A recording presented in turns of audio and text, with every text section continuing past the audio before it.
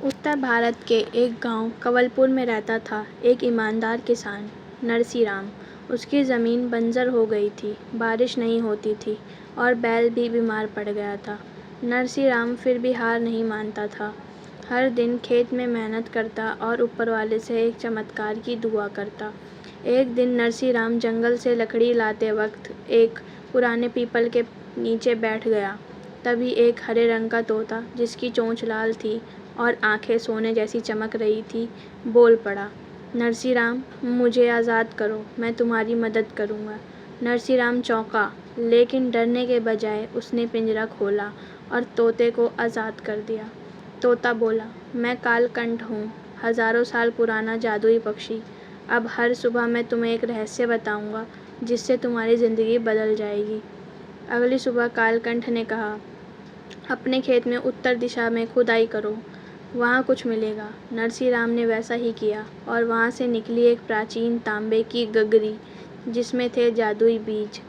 जब नरसी राम ने वो बीज बोए तो 3 दिन में खेत में उग आई एक नीली चमकती फसल, जिसे खाते ही जानवर तंदुरुस्त हो जाते हैं और बीमारियाँ दूर हो जाती है। गांव में हलचल मच गई। नरसी राम अब गरीब नहीं रहा, लेकिन उसने अपना सारा अनाज गांव के ज़रूरतमंदों को दे दिया। एक लालची सेठ ने कालकंठ को पकड़ने की कोशिश की, लेकिन जैसे ही उसने तोते को छुआ, वो पत्थर में बदल गया।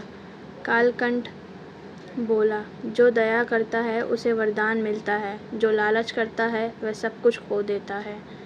अतः सच्चे दिल का इनाम। नरसी राम के खेत हरे हो गए। उसने स्कूल बनवाया, तालाब खुदवाया और अपने गांव को खुशहाल बना दिया। कालकंठ अब हर सुबह आता है, नरसी राम के कंधे पर बैठकर गीत गाता है। इस कहानी से हमें यह शिक्षा मिलती है, सच्चाई, दया और विश्वास, यही असली जादू है। धन्यवाद। एक छोटे से गांव हरिपुर में एक गरीब लेकिन मेहनती किसान रहता था, गोविंद। उसके पास थोड़ी सी ज़मीन, एक टूटा फूटा हल और एक बूढ़ा बैल था। लेकिन गोविंद का दिल बड़ा था। वह रोज़ सूरज से पहले उठता, खेत में काम करता और रात को तारे गिनते हुए सपने देखता, अपने खेत में लहलहाती फसल के, एक अच्छे घर के और अपने बेटे को स्कूल भेजने के। एक दिन जब गोविंद लकड़ियाँ लाने जंगल गया, उसे वहाँ एक घायल घोड़ा मिला। घोड़ा सफ़ेद था, लेकिन उसकी आंखें चमकदार नीली थीं और उसकी पीठ पर सोने की सी धारियाँ थीं। गोविंद ने घोड़े का इलाज किया, उसे खाना दिया और प्यार से उसका ख्याल रखा। अगली सुबह जब गोविंद ने उसे छोड़ने की कोशिश की, घोड़ा बोला, मैं एक जादुई घोड़ा हूँ, चित्रवाज। तुम्हारी दया ने मेरा जीवन बचाया है, अब मैं तुम्हारी मदद करूँगा। गोविंद हक्का बक्का रह गया। घोड़ा मुस्कुराया और बोला, मैं एक जादुई घोड़ा हूँ, चित्रवाज। तुम्हारी दया ने मेरा जीवन बचाया है, अब मैं तुम्हारी मदद करूँगा। गोविंद हक्का बक्का रह गया। घोड़ा मुस्कुराया और बोला, हर दिन मैं तुम्हें वहाँ ले जाऊँगा जहाँ तुम्हें सबसे ज़्यादा ज़रूरत है। अगली सुबह चित्रवाज ने गोविंद को अपनी पीठ पर बिठाया और हवा से बातें करते हुए उड़ा चला। वे एक पहाड़ की चोटी पर पहुँचा, जहाँ एक बूढ़े साधु ने गोविंद को चमत्कारी बीज दिए। साधु ने कहा, इन्हें अपने खेत में बो देना, लेकिन लालच मत करना। गोविंद ने वैसा ही किया। कुछ ही दिनों में उसके खेत में सोने जैसे गेहूं उग आए। गांव वाले हैरान रह गए। गोविंद अब गरीब नहीं था, लेकिन उसने सबके साथ बांटा उसे।